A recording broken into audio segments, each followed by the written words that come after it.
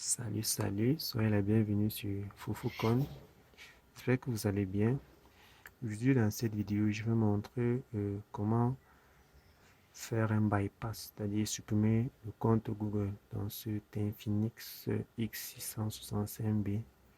Je rappelle ici que euh, la méthode que je vais utiliser sera un modèle à suivre pour tout téléphone conçu sur le Mediatek. Que ce soit les Techno-Camon et tout et tout. Donc, vous aurez besoin de cet outil que vous voyez à l'écran et d'un câble USB. Je rappelle ici que pour ce qui est de la première installation, vous devez, en fonction de l'architecture de votre ordinateur, installer le pilote qui sera compatible en fait. Donc, comme vous venez de voir, j'ai d'abord éteint l'appareil.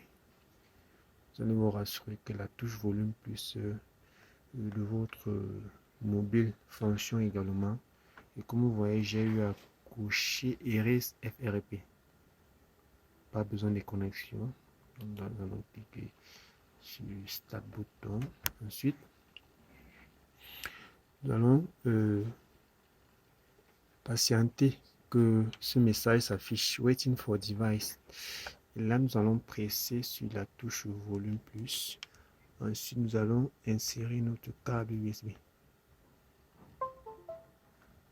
Donc là, nous avons ce message déjà au niveau de l'outil qui est en train d'être en fait le message que vous verrez opération complétée, c'est-à-dire tout s'est déroulé avec succès. Donc cliquez donc sur stop. Ensuite, nous allons déconnecter notre mobile, démarrer l'appareil et là ce que nous allons faire par la suite, c'est de vérifier si la procédure s'est déroulée avec succès.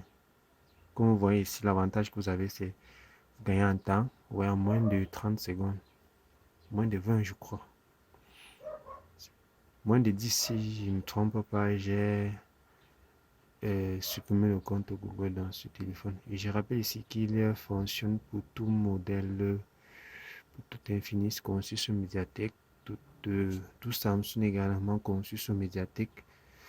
Donc là, je vais essayer de configurer mon appareil. Question de vérifier si j'ai eu à résoudre le problème. Et comme vous voyez, nous avons cette nouvelle fonctionnalité qui consiste à ignorer.